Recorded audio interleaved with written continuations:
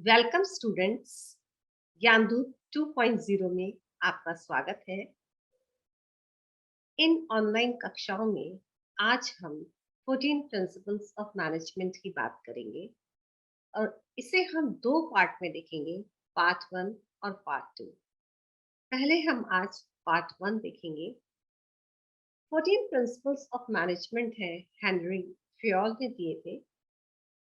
Henry Fayol कैसे दिखते थे, इसलिए ये पिक्चर यहाँ लगाई गई है। जैसा कि मैंने अपने पहले वीडियो में भी आपको कहा था कि स्टूडेंट्स ग्रेजुएशन पोस्ट ग्रेजुएशन करके चले जाते हैं और उन्हें पता ही नहीं होता कि ये विचारक कैसे दिखते थे। तो बहुत ज़रूरी है कि हम उनकी पिक्चर्स को देखें कि वो कैसे दिखते थे।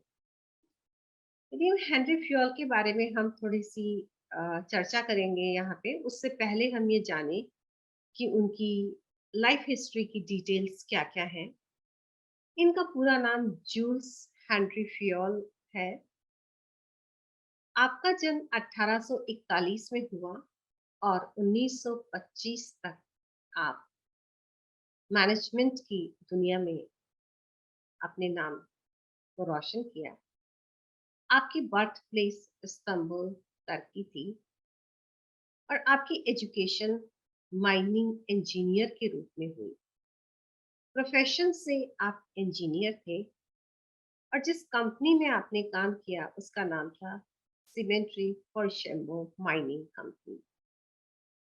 इसी कंपनी में 1888 में आप मैनेजिंग डायरेक्टर बने और बहुत सारे इनके कंट्रीब्यूशन में जो फेमस कंट्रीब्यूशन है जिसे हम आज डिस्कस करेंगे वो है 14 प्रिंसिपल्स। जब ये मैनेजिंग डायरेक्टर इस कंपनी के बने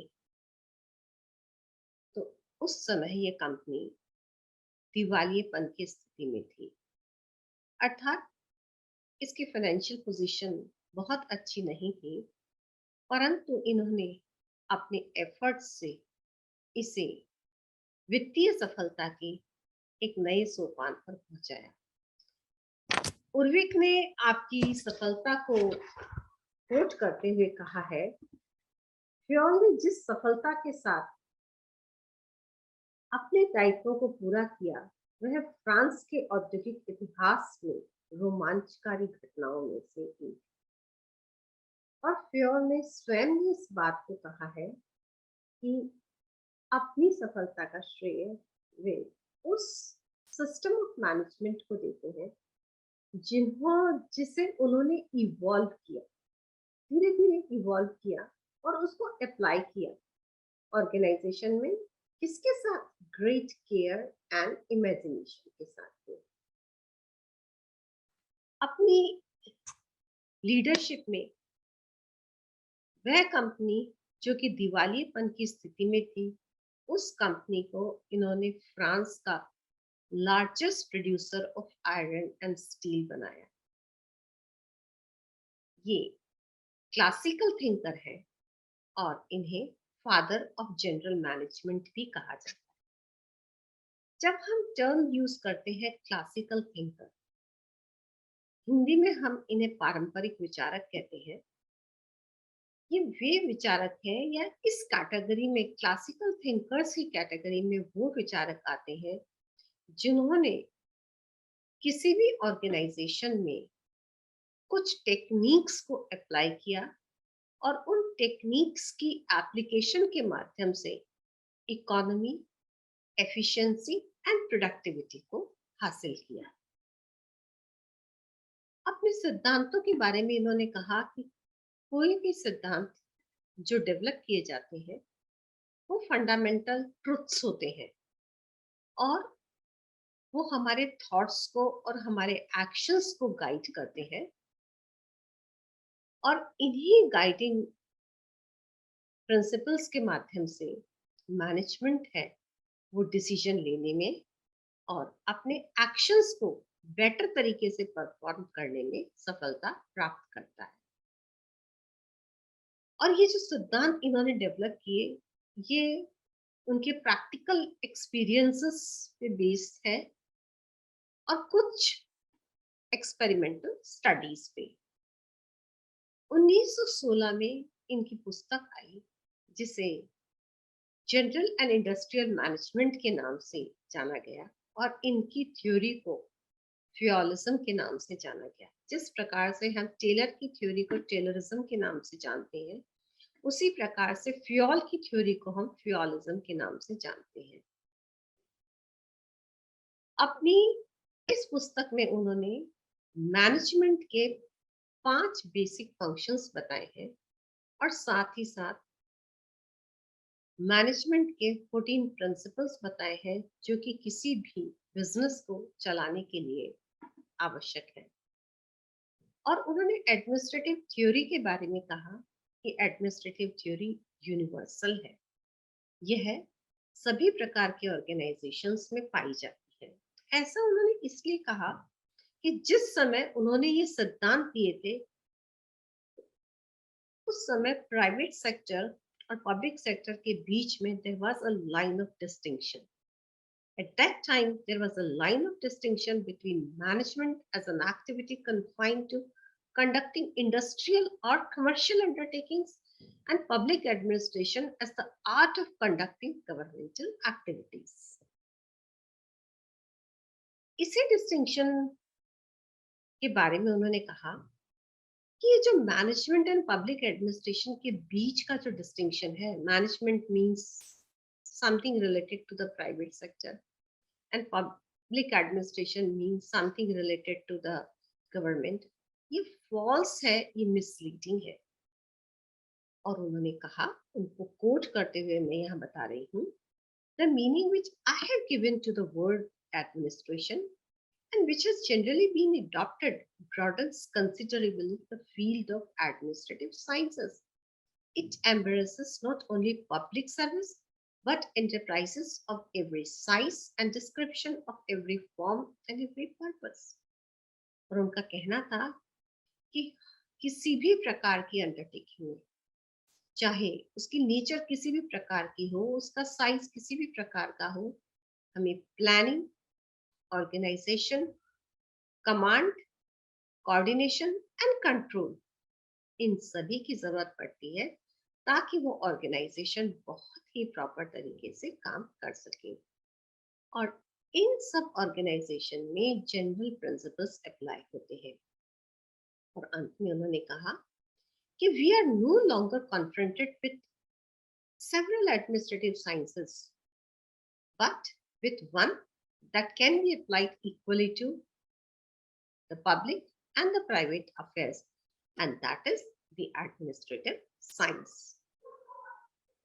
और जो उन्होंने 14 प्रिंसिपल्स ऑफ मैनेजमेंट दिए हैं, देखिए उनके लिए उन्होंने बहुत ही खूबसूरत बात कही है कि ये जो प्रिंसिपल्स है ये रिजिड नहीं है। जब हम प्रिंसिपल्स की बात करते हैं तो हमें लगता है कि something that can not be changed, लेकिन उन्होंने कहा कि ये जो प्रिंसिपल्स है, these are capable of adaptations to various enterprises and settings. Capable of adaptations यानी एक एंटरप्राइज डिफरेंट डिफरेंट सेटिंग्स में काम करती है, और जो एंटरप्राइजेस की सेटिंग्स है, it can be political, social, economic, geographical, technological, cultural. तो जिस प्रकार ऑर्गेनाइजेशन जिस भी प्रकार की सेटिंग में काम करती है, ये प्रिंसिपल्स उन सेटिंग्स के अकॉर्डिंग अडॉप्ट हो सकते हैं। अब हमारे सामने एक क्वेश्चन उठता है कि हम इन 14 प्रिंसिपल्स को कैसे लर्न करें, कैसे हमें याद रहेंगे, पेपर में आएगा तो हम कैसे लिखेंगे, कहीं पेपर की घबराहट में हम भूल ना जाए। तो एक एक्रोनिम, बहुत सारी एक्रोनिम्स है, लेकिन एक बहुत ही फेमस एक्रोनिम है जो इसके लिए काम में ली जाती है, वो है डैट, यूसी, यूएसएसआर, ओआईसी। मैं वापस रिपीट कर रही हूँ, डैट, यूसी, यूएसएसआर, ओआईसी। यहाँ पे जो डी है वो है division of work, A authority and responsibility, again D for discipline, U unity of command, C centralization and decentralization. Again, U, unity of direction. S, scalar chain.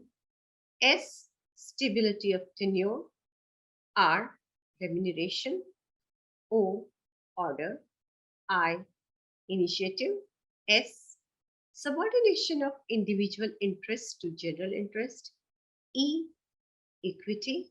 And again E, spirit, D, corps. So this is that UC, USSR, OIC. इस तरीके से आप इन 14 सिद्धांतों को जब question आए तो एक जगह लिख लें और वन बाय वन आप इनका डिस्क्रिप्शन करें। पहला जो सिद्धांत है वो आप इस पिक्चर में देख सकते हैं, डिवीजन ऑफ लेबर। देखिएगा किस तरीके से संगठन में कार्य का विभाजन किया गया है। डिवीजन ऑफ वर्क को लेके फ्योल कहते हैं कि डिवीजन ऑफ वर्क के माध्यम से कार्य को छोटे छोटे टुकड़ों में बांट दिया जाता है। स्मॉल टास्क और द जॉब, और एक व्यक्ति जो उस कार्य में ट्रेंड है, जो स्पेशलिस्ट है, उसको वो कार्य दिया जाता है ताकि वह उस कार्य को बहुत ही स्पेशलाइज तरीके से कर सके। जो इसका जो इंटेंट है डिवीजन ऑफ वर्क का, वो क्या है? हमने क्यों डिवीजन ऑफ वर्क किया है?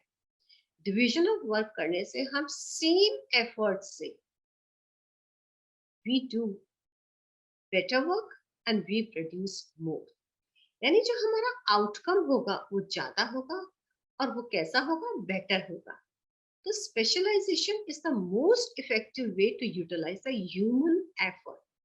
ऑर्गेनाइजेशन में यदि हमें ह्यूमन एफर्ट को बहुत ही एफिशिएंट तरीके से यूटिलाइज करना है तो हमें डिवीजन ऑफ वर्क को अपनाना पड़ेगा, और division of work brings specialisation in the organisation. और फ्योल आगे कहते हैं कि डिवीजन ऑफ वर्क टेक्निकल कार्यों के लिए भी हमें अप्लाई करना है और मैनेजरियल कार्यों के लिए भी हमें अप्लाई करना है।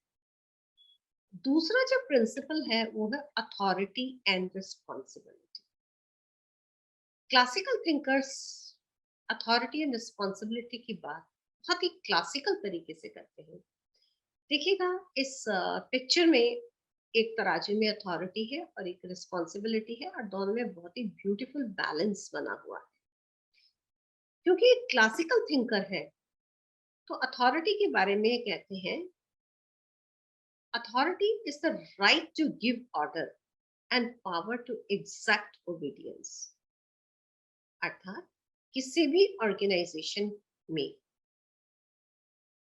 जिस व्यक्ति के पास अथॉरिटी है या जिसके पास प्राधिकार है, उसके पास से अधिकार है कि वह कार्य को करवाने का आदेश देगा, और यदि व्यक्ति जिसे आदेश दिया गया है उस कार्य को नहीं करता है तो वह उसके रेजिस्टेंस के बावजूद उस कार्य को करवा लेगा।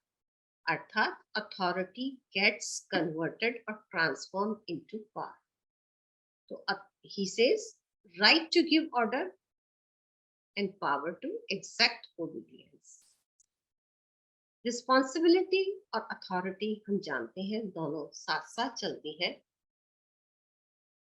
अगर संगठन में किसी व्यक्ति को उत्तरदायित्व दिया गया है तो निश्चित है कि उसे उस उत्तरदायित्व को संपन्न करने के लिए प्राधिकार भी दिया जाता है, और इन दोनों के मध्य बैलेंस होना बहुत जरूरी है। देखिए हमने इस पिक्चर में जैसा बताया, अथॉरिटी एंड रिस्पॉन्सिबिलिटी दोनों इक्विवेलेंट है। He differentiated between official and the personal authority। यदि अथॉरिटी रिस्पॉन्सिबिलिटी से ज्यादा होगी तो वो अपनी अथॉरिटी का मिसयूज करेगा। यदि रिस्पॉन्सिबिलिटी अथॉरिटी से ज्यादा है, can not fulfil the responsibility, वो अपने उत्तरदायित्व को नहीं निभा पाएगा। और वैसे भी हम देखें तो इन्फ्रेंस निकल के आता है कि there should be a balance between the authority and responsibility. तीसरा जो प्रिंसिपल है मैनेजमेंट का वो है डिसिप्लिन। इस पिक्चर में बहुत ही ब्यूटीफुली डिसिप्लिन को पिक्चराइज किया गया है। और डिसिप्लिन के बारे में वो कहते हैं, discipline is the obedience to organisational rules. संगठन में कुछ नियम और कानून बने हुए होते हैं और हमें उन नियमों और कानूनों का और उन एग्रीमेंट्स का पालन करना होता है ताकि ऑर्गेनाइजेशन बहुत अच्छे तरीके से कार्य कर सके। और फियोल कहते हैं, discipline requires good superiors at all levels. अच्छे सुपीरियर्स का होना बहुत जरूरी है। Clear and fair agreements and judicious application of penalties. Clear and fair agreements हो और जो पेनल्टीज है, यदि इनडिसिप्लिन की स्थिति है तो उनका भी जुडिशियस एप्लीकेशन होनी बहुत जरूरी है। डिसिप्लिन जब हम अप्लाई करते हैं तो हम वर्कर्स और मैनेजमेंट दोनों से एक्सपेक्ट करते हैं कि वो इनका ऑनर करेंगे, जो कमिटमेंट्स हैं ऑर्गेनाइजेशन के प्रति, बिना किसी पूर्वाग्रह के टुवर्ड्स ईच अदर। जब डिसिप्लिन को हम फॉलो करेंगे तो मैनेजमेंट और वर्कर्स किसी प्रकार का पूर्वाग्रह नहीं रखें और संगठन में बहुत ही अनुशासित तरीके से कार्य करें। अगला जो सिद्धांत है वो है unity of command. Unity of command अपने आप में बहुत ही क्लासिकल प्रिंसिपल है पब्लिक एडमिनिस्ट्रेशन का। और यहाँ इस पिक्चर में आप देख रहे हैं कि बहुत सारे सबऑर्डिनेट्स हैं और उनका एक बॉस है। तो यूनिटी ऑफ कमांड का जो सिद्धांत है वो सीधा सीधा हम कहें तो वन मैन वन बॉस, यानी एक समय में एक व्यक्ति का सिर्फ एक ही बॉस होना चाहिए। फ्यूल कहते हैं, there should be only one boss for every individual employee. क्योंकि यदि व्यक्ति एक ही समय में दो लोगों से यदि कमांड्स रिसीव करता है तो उसके लिए ये बहुत कठिन हो जाता है कि वो किसके कमांड्स को फॉलो करे, या कमांड्स में ओवरलैपिंग हो सकती है, एक कंफ्यूजन की स्थिति क्रिएट हो सकती है। तो ऑर्गेनाइजेशन को बेटर तरीके से अटेनमेंट ऑफ गोल्स की तरफ डायरेक्ट करने के लिए बहुत जरूरी है कि principle of unity of command को फॉलो किया जाए। और the principle of unity of command states that each participant in a formal organization should receive orders from and be responsible to only one superior। यानी एक से आदेश प्राप्त करे और एक ही के प्रति वो रिस्पॉन्सिबल हो। फ्योल ने इस सिद्धांत को बहुत इंपॉर्टेंस दी है और उन्होंने कहा है कि यदि इस सिद्धांत को वायोलेट किया जाता है या इसका पालन नहीं किया जाता है तो authority is undermined, discipline is in jeopardy, order disturbed, and stability threatened. It prevents confusion, conflict, disturbances, and overlapping in the organization. Not only the fuel, but it is the basic classical principle of public administration, unity of command. Again, there is one more principle जिसकी चर्चा Fayol करते हैं, वो है centralization and decentralization. देखिएगा इस picture में जो लेफ्ट साइड को पिक्चर है उसमें सेंट्रलाइजेशन की बात कही गई है और जो राइट साइड को है उसमें डिसेंट्रलाइजेशन की बात कही गई है। सेंट्रलाइजेशन में सारी डिसीजन मेकिंग अथॉरिटी एक पॉइंट पे आकर इकट्ठी हो जाती है, जबकि डिसेंट्रलाइजेशन में पावर है डिफरेंट डिफरेंट लेवल्स को दे दी जाती है। फ्योल कहते हैं कि मैं ना तो सेंट्रलाइजेशन की बात कर रहा हूँ किसी ऑर्गेनाइजेशन में, ना डिसेंट्रलाइजेशन की बात कर रहा हूँ। It is a principle to be followed depending on the nature of organization. यदि किसी ऑर्गेनाइजेशन में सेंट्रलाइजेशन की जरूरत है तो वहां सेंट्रलाइजेशन का प्रिंसिपल फॉलो किया जाए, और यदि किसी ऑर्गेनाइजेशन में डिसेंट्रलाइजेशन की जरूरत है तो वहां पे डिसेंट्रलाइजेशन को फॉलो किया जाए। अर्थात the management will be the sole authority to decide the extent of centralization and decentralization in the organization. There is a need to balance subordinates' involvement through decentralization with managers, retention of final authority through centralization. आगे वो कहते हैं the degree of centralization will depend upon the circumstances in which the company is working. तो centralisation और decentralisation depend करता है कि organisation की नेचर कैसी है, ऑर्गेनाइजेशन किस प्रकार की सेटिंग्स में काम कर रही है, ऑर्गेनाइजेशन के गोल्स किस प्रकार के हैं। Then one more principle is unity of direction. अब इस पिक्चर में देखिएगा बहुत क्लियर है, बहुत सारे लोग बैठे हैं और एक व्यक्ति है जो कि डायरेक्शन दे रहा है। This is called unity of direction. That is means directions are received from only one person, one head and one plan for each activity. और दूसरे शब्दों में हम कहें तो एक ग्रुप ऑफ पर्सन के लिए जो किसी प्लान को एग्जीक्यूट कर रहे हैं उसका एक हेड होना चाहिए, ताकि उस प्लान को एक विजन के साथ बहुत आसानी से इम्प्लीमेंट किया जा सके। यदि हम यूनिटी ऑफ कमांड और यूनिटी ऑफ डायरेक्शन में कुछ डिफरेंसेस देखें तो आइए देखते हैं। मीनिंग यदि हम देखें तो यूनिटी ऑफ कमांड में one subordinate should receive orders from and should be responsible to only one superior.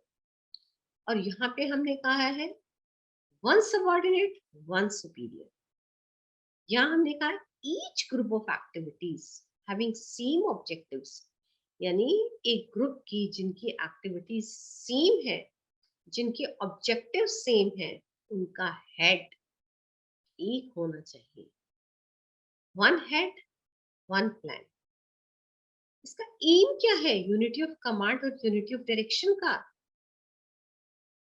Unity of command यदि है तो इट प्रिवेंट्स डुअल सबऑर्डिनेशन, यानी एक व्यक्ति दो लोगों के अधीन कार्य कर रहा है। और यूनिटी ऑफ डायरेक्शन का एम क्या है?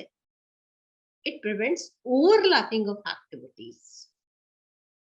और इसकी इम्प्लीकेशंस क्या क्या है यूनिटी ऑफ कमांड की? It affects an individual employee. और यूनिटी ऑफ डायरेक्शन में it affects the entire organisation. इस प्रकार हमने पार्ट 1 को देखा। 14 प्रिंसिपल का ये पार्ट 1 था, जिसमें हमने कुछ सिद्धांतों की चर्चा करी।